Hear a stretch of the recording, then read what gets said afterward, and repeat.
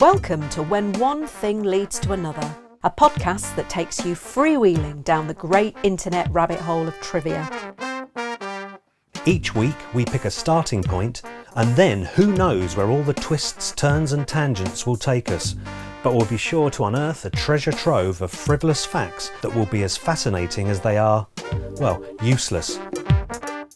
When One Thing Leads to Another is produced and presented by us, Helen and Bill Rich. Our theme music is by Justin Mitchell. This is episode 6, Penny Come Quick. One of my more recent hobbies, and I'm pretty sure I'm not alone in this, is trawling through rightmove.com to find my dream home. Oh, it's more than that. It's a flipping pathological obsession. And Bill, you know fine well that I can tell you the house prices in most areas of the United Kingdom. You can. In fact, you should probably take over from Kirsty Allsop on location. Somebody needs to. Well, it was on one of my searches down in the southwest of England. Devon is a favourite location. Right. That I came across an interesting place name that threw me off my tracks, albeit briefly. Okay. Did you know that there's a place in Plymouth called Penny Come Quick? Penny Come Quick? All one word. All one word? Yeah. It forms part of the inner suburbs of the city, and the name is said to derive possibly from Old Southwestern Brittonic Penny Cum Quit. I don't know if that's correct pronunciation. Yeah. Which means the head of a wooded valley. The head of a wooded valley. Or it could also be Penny Cum Gwick, which refers to a nearby creek. Right, okay. And southwestern Brittonic is Cornish and Breton, which have been spoken in the southwest and Brittany since the Middle Ages. Good grief. Yeah, interesting. That is interesting. I love the etymology of words. Yes, you do. I can vouch for that. And names. So this led me down a rather fun rabbit hole. A well-worn rabbit hole, I must add, Okay. of interesting, strange and downright rude place names. Okay. And you know I love a rude or rude-sounding word. You are effectively a very rude person. Thank you. Did you know that in the Yorkshire Wolds, Yeah. there's a wet wang? Wet wang. Wet wang. Nice.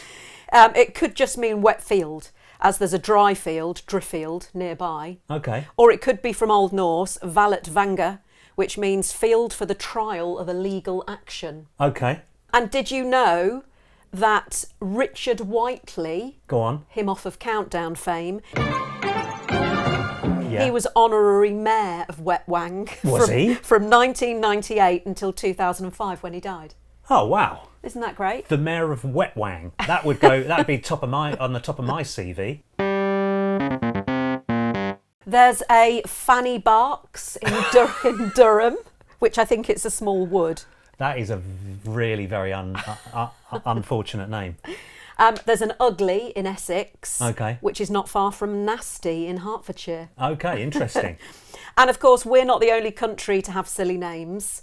There's plenty in Europe Go on. as well. There's a place in Croatia called Babina Guzica, Yeah. which apparently means granny's arse. I wonder why they picked Granny. Yeah. Germany also has its own. Germany has Affendorf, Faulbutter, Fickmullen, which mean respectively Monkey Village, Rancid Butter and Mills. Wow. This is a real treasure trove.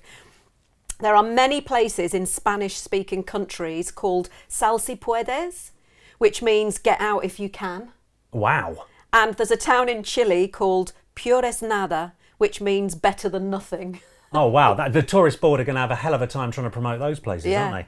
And Letitz, Intercourse, Virginville and Blue Ball in Pennsylvania. Very nice. Yeah, they all seem related, don't they? That's pretty good. I remember driving along I think it was the Autobahn in Germany, Yeah. and there was a sign, sure enough, for a place called Tits. Oh. I think with a Z though, as I recall. Yes, yeah. Have I seen a picture of that? Yeah, I perhaps? obviously WhatsApped you. I'm sure there's a place, I think in Austria called, it's the F-bomb, isn't it? Yes. Well, actually, it's funny you should say that, because the town of in Austria has actually changed its name to Fugging.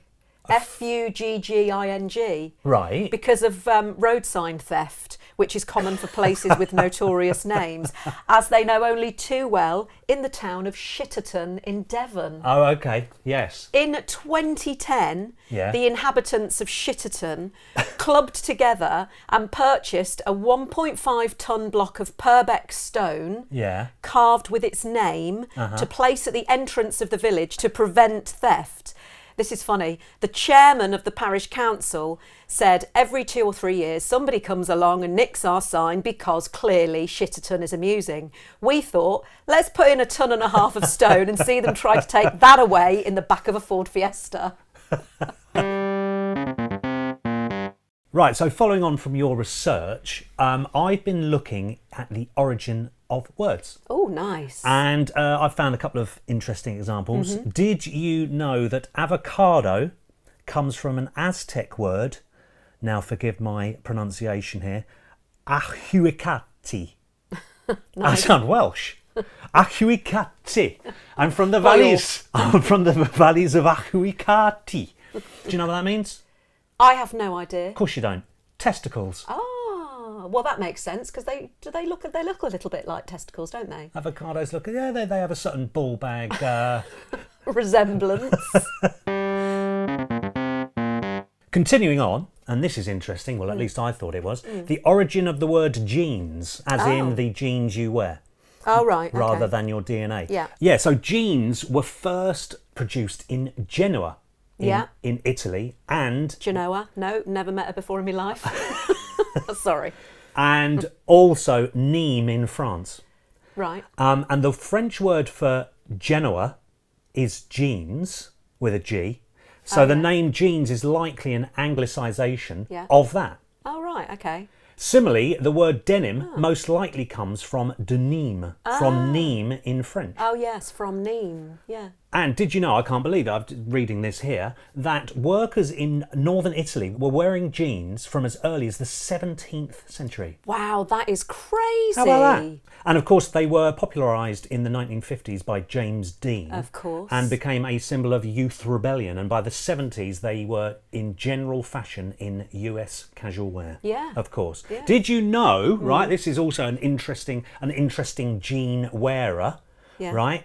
Albert Einstein. Oh. He wore Levi's.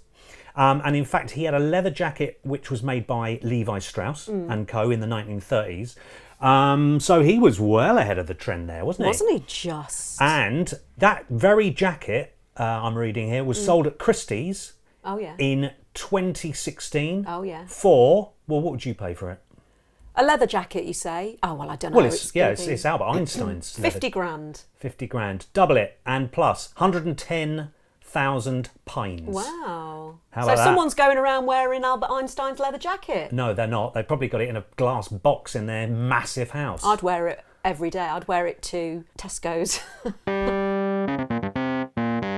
Okay, Levi's are sold in 50,000 retail locations over 110 countries around the world, right? Wow, Which brings me on to their adverts. They're rather famous adverts. Oh, I used to love the Levi's adverts. Yeah, they had quite their campaign. The TV and cinema ad started in 1966. 66? Yeah, as early as that. Wow. And it was in 1985 that Levi's took their adverts and their sales to the next level by using old songs in the adverts. We all remember those, don't we? And they spawned a huge amount of hits. Nick Cayman. Do, do, do, do. That's right. I heard it through the grapevine, was re-released, and that got to number 8 in the UK charts. When a man loves a woman, Percy Sledge got to number 2. Yeah. And Stand By Me was used in 1987. Do, do, do, do, do, do.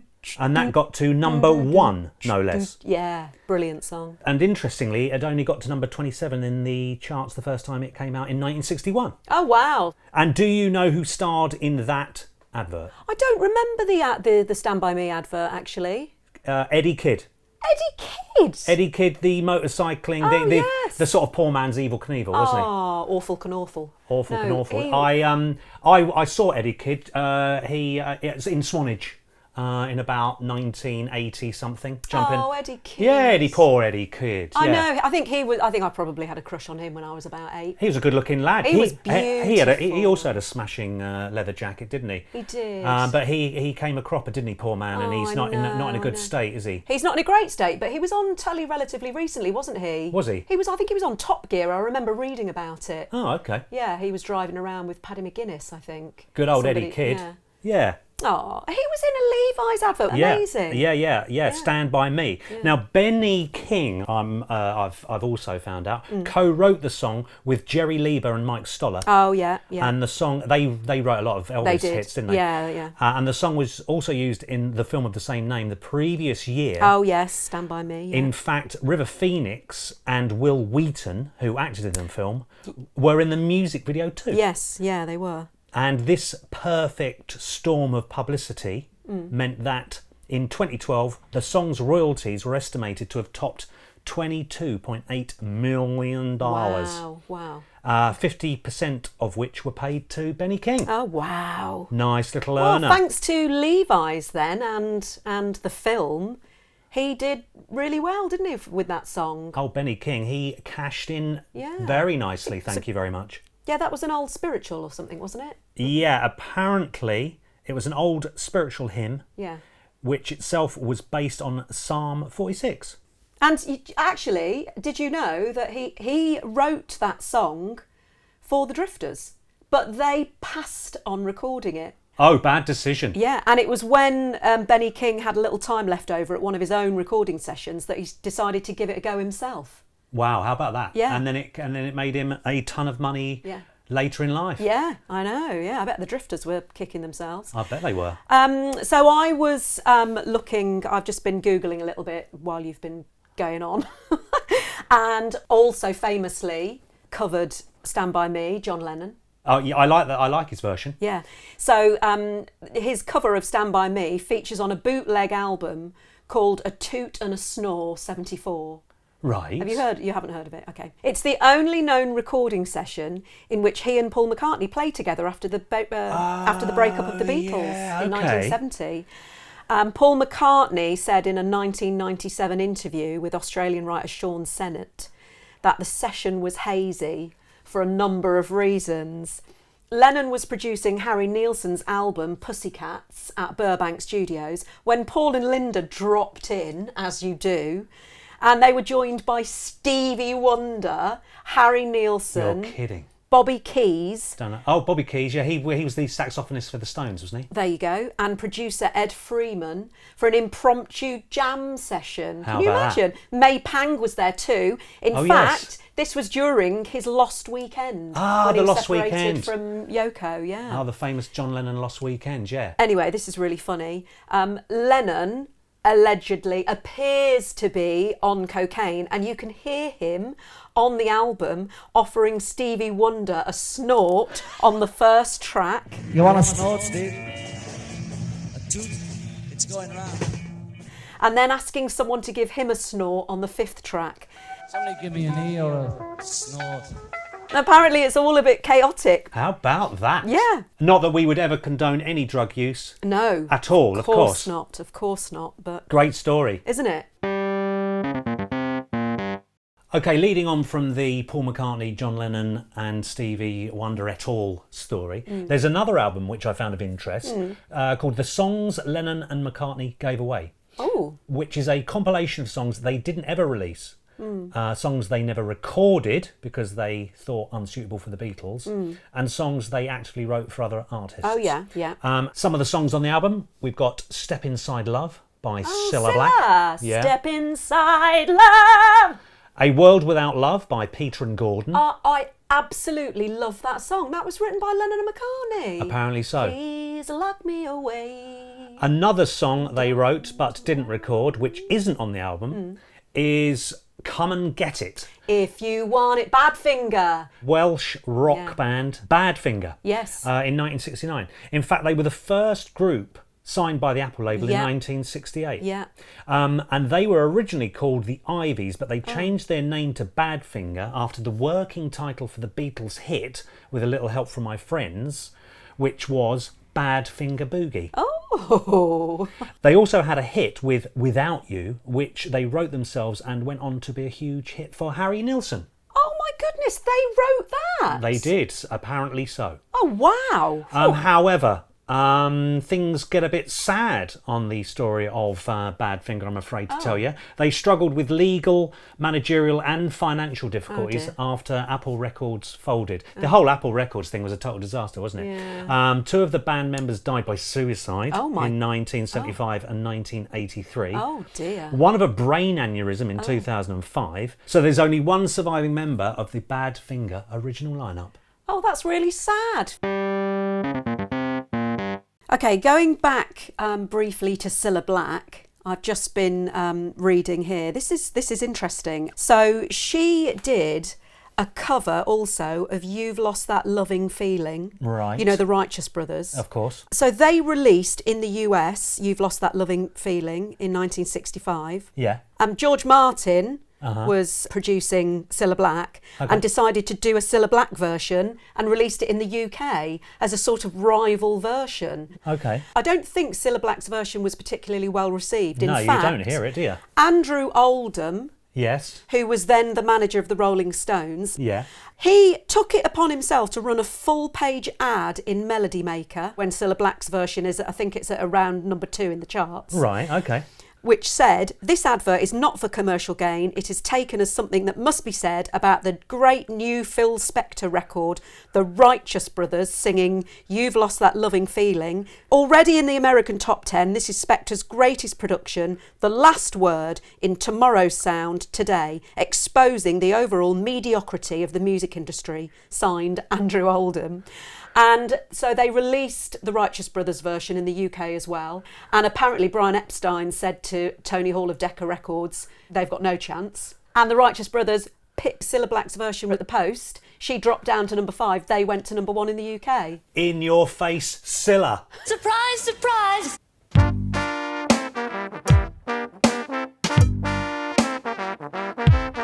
Thank you for listening to When One Thing Leads to Another, a podcast produced and presented by us, Helen and Bill Rich. If you've enjoyed this episode, then please rate and review us on wherever you get your podcasts. And don't forget to subscribe, and that way you'll never miss an episode. We'd also love to hear from you, especially if we've got any of our information wrong, or you have some more fascinating facts about something we've talked about, or you could even suggest a subject for our starting point. Our email address is whenonethingleads@gmail.com. A massive thank you to Justin Mitchell for letting us use his music as our theme song. It's a track called Homo Erectus, taken from his fantastical album called The Garden of Earthly Delights, which is available to buy from bandcamp.com. Thanks also to Acast for hosting us. Join us next week for another episode of When One Thing Leads to Another. Please note that all facts have been found on the internet and therefore we cannot vouch for their veracity.